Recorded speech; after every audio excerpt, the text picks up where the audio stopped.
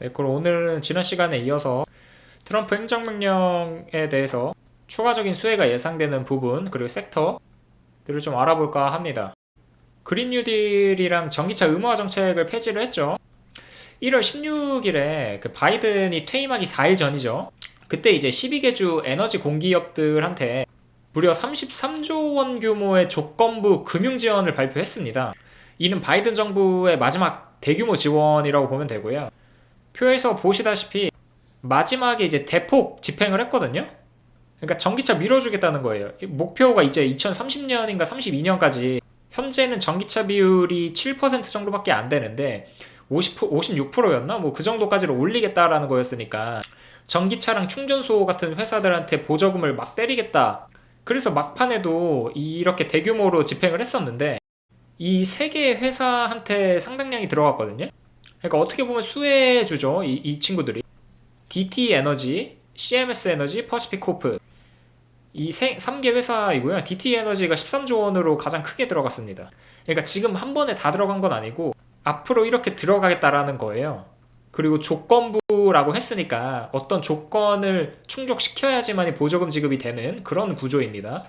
아무튼 충족이 됐을 시 13조 원이 들어간다라는 거고요. 근데 트럼프가 1월 21일에 무슨 얘기를 했죠? 아니 그동안 IRA는 이제 신종 녹색 사기다. 그러한 정책들을 폐지하고 신규 보조금 집행은 없고 기존에 지급했던 보조금까지도 회수하겠다. 라고 계속해서 얘기를 해왔고 그 1월 20일 날에도 그 그린 인프라에 투자한 보조금을 다 중단하겠다고 했거든요. 지급을 중단하겠다고. 그러면서 이제 각 에너지 부처 그리고 기관장들한테 공문을 보냈습니다.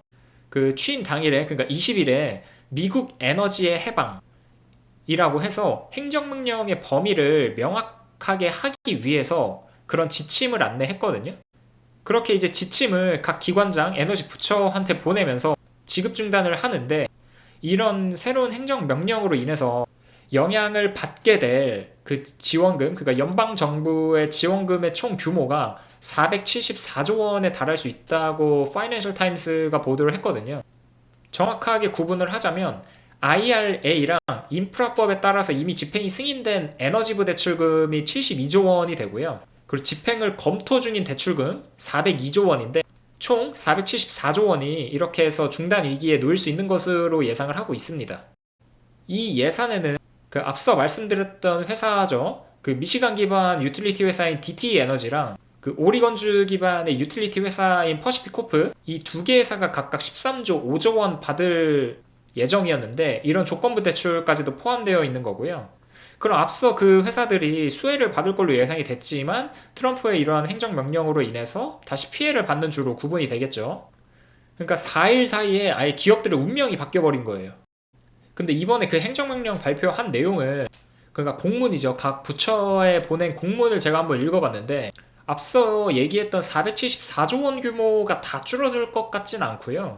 그 지출 중단의 규모가 예상했던 것보다는 줄어들지 않을까라는 생각을 하고 있어요. 왜냐하면 기존에는 이제 트럼프 대통령이 20일 날 내린 행정명령에서 IRA랑 인프라법에 따라서 책정된 자금의 지출을 즉각 중단하라고 돼 있었는데 그러니까 모든 자금의 지출이 중단된다라고 해석할 수밖에 없었어요. 근데 이제 21일 날 백악관이 내놓은 공문을 보면 모든 자금의 지출을 중단하라는 게 아니고 그러니까 IRA랑 인프라법 모두 중단하라는 게 아니고 트럼프 대통령의 에너지 정책과 어긋나는 그런 그린 뉴딜 관련된 지출만 중단하라고 되어 있거든요. 그러니까 트럼프 정책과 어긋나는 것들에 대해서만 보조금 지급을 하지 않겠다라고 해석이 가능합니다. 그럼 앞서 말씀드렸던 그 3개 회사들 보조금 지급을 받기로 했었던 그 조건부로 그런 회사들에 대해서도 수혜를 받는지 피해를 받는지 다시 구분이 필요하겠죠. 왜냐하면 20일까지만 해도 그 3개 회사에 나가는 보조금이 다 중단된 걸로 보였는데 21일날 나오는 공문에서는 또 그런 내용이 아니었으니까. 그리고 마지막에는 필요하면 각 기관장 협의 후 지출 가능하다는 단서를 달아놓아서 처음 예상했었던 474조 원 규모의 중단 예상액이 아니라 더 줄어들 가능성이 있다라고 해석이 가능합니다. 그래서 각 부처에서는 뭐 무조건 필요하다라고 할 거잖아요. 우리 뭐 이 예산 필요 없는데요? 그러니까 다들 이제 회사 다녀서 아시겠지만 예산이라는 거는 필요 안 해도 사실 다 막 필요하다고 하잖아요. 혹시 몰라서 미래에 뭐 자발적으로 저희 이 예산 필요 없습니다. 이거 가져가세요. 라고 하는 부서가 뭐 간혹 있긴 하겠지만 사실 그런 쪽은 제가 지금까지 회사 다녀보면서 거의 못 봤던 것 같아요. 무조건 그냥 다 필요하다. 뭐가 됐든 다 필요하다라고 하는 사람들밖에 없었고, 미국이라고 뭐 다를까요? 혹시 뭐 받아놨다가 뭐 다른데 뭐 어떻게 뭐 쓸 수도 있는 거고. 아무튼 그런 이제 경험론적인 추정에 의해서 다들 필요하다, 이거 우리 예산 따내야 된다 뭐 이러지 않을까 싶습니다. 네, 아무튼 그래서 처음에 예상했었던 그 474조 원 규모는 아닐 것 같고요. 더 줄어들 것 같습니다. 그 다음은 이제 보편관세인데, 이게 지금 보편관세라는 게 현행 법규만으로는 법적 근거가 좀 부족해서 미 의회에서 신규 법률 제정 과정을 거쳐야 가능하거든요. 그러니까 입법을 통해서 보편관세를 부과할 수 있는데, 트럼프가 10% 20% 일괄 전 세계에 때리겠다고 한다고 할 수 있는 게 아니에요. 그럼 그 입법을 하려면 어떻게 해야 되냐? 그 미 의회에서 발의가 돼야 되고요. 그거에 대해 논의가 필요하겠죠. 그리고 발효가 되는 건데, 이런 사이클, 그러니까 미국 의회 활동의 사이클을 고려했을 때 최소 수개월이 소요가 돼서 지금 당장 보편관세를 트럼프가 부과하겠다고 해서 부과할 수 있는 상황이 아닙니다. 뭐 추후에 이제 그런 정책이, 그러니까 보편관세에 대한 정책이 도입될 수도 있겠지만, 시간적으로 봤을 때 현실화까지는 긴 시간이 필요하다라는 걸 말씀드리고 싶고, 그래서 이러한 부분에 대한 리스크는 현재로서는 높지 않은 상황이다라고 말씀드리고 싶습니다. 그럼 인플레랑도 연결이 돼 있겠죠. 지금 보편관세 때문에 인플레가 얼만큼 올라가느냐에 대해서 얘기가 나오고 있는 시점에서 현실적으로 보편관세를 부과할 수 있을 만한 상황이 안 되니 인플레이션을 촉진시킨 그런 원인이 이제 줄어들게 되는 거잖아요. 원인이 없어지게 되는 거잖아요. 그래서 인플레이션 촉진 측면에서는 우호적인 환경이 마련됐다라고 말씀드리고 싶습니다. 그럼 이것도 금리랑도 연결져서 그 생각할 수 있겠죠. 인플레이션이 촉진이 안 되면 금리 인하를 할 수 있는 환경이 마련됐다라는 거니까 주식시장에는 또 우호적인 환경이 되는 그런 상황입니다. 근데 이런 건 또 가능합니다. 무역법 122조를 보면 150일에 한해서 한시적으로 기존 관세에 15%의 수입 할증료 부과할 수 있게 되어 있거든요. 한시적이긴 하지만 어쨌든 15%를 더 관세를 붙일 수는 있어요. 근데 이후에 이 정책을 연장하기 위해서는 의회의 추가 논의가 필요해서 물리적인 시간이 또 필요합니다.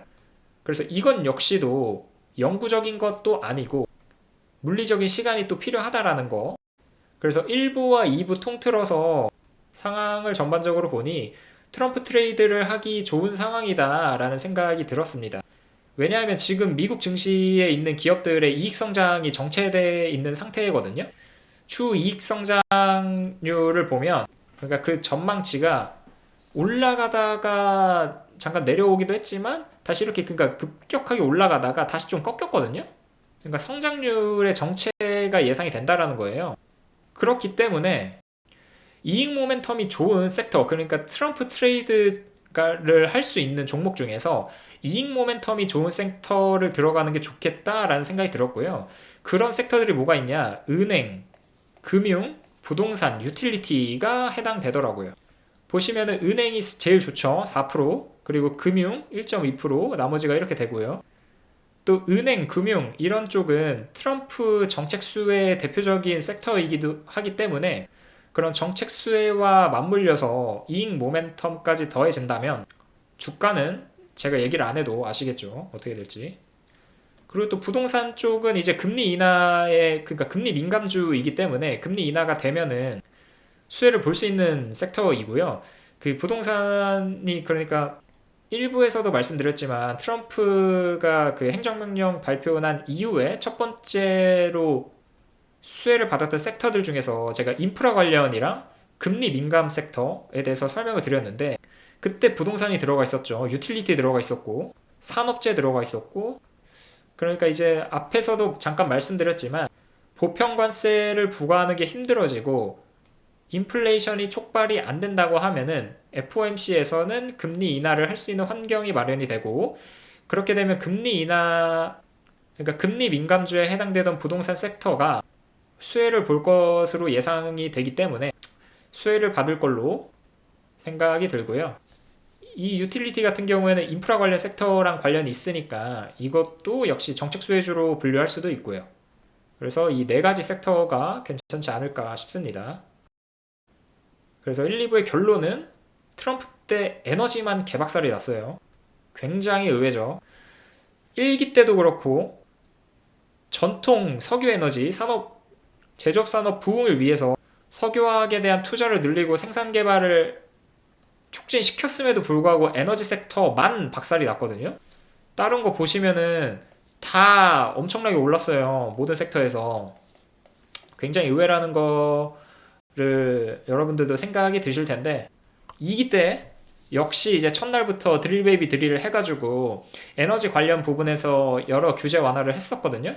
모두가 에너지가 최고의 수혜주가 될 거라고 생각을 하고 있지만 1기 때는 이렇게 개박살이 났고 과연 2기는 어떨지 다시 한번 생각해 봐야 될 시점이 아닌가 싶습니다.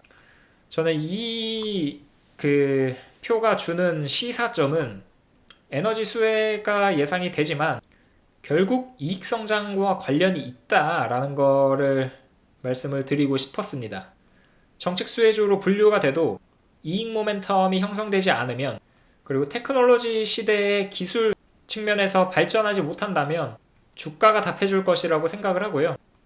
가장 안 좋을 거라고 예상했었던 빅테크들이 가장 좋은 성과를 냈습니다. 그래서 하고 싶었던 얘기는 이제 지나치게 정책 수혜만을 바라기보다는 어떤 섹터에서 이익 성장이 일어날지가 가장 중요하다고 생각하고요. 주가에. 모두가 에너지를 외칠 때 아니라고 외칠 수 있는 용기, 그런 판단, 인지력 같은 것이 중요하다고 생각합니다. 물론 뭐 2기 때는 다를 수 있겠죠. 이익 성장이 좋아지면 에너지 섹터도 당연히 상승할 거예요. 결론은 이익 모멘텀이다 라고 말씀드리고 싶습니다. 그럼 다음 방송에서 찾아뵙도록 하겠습니다. 감사합니다.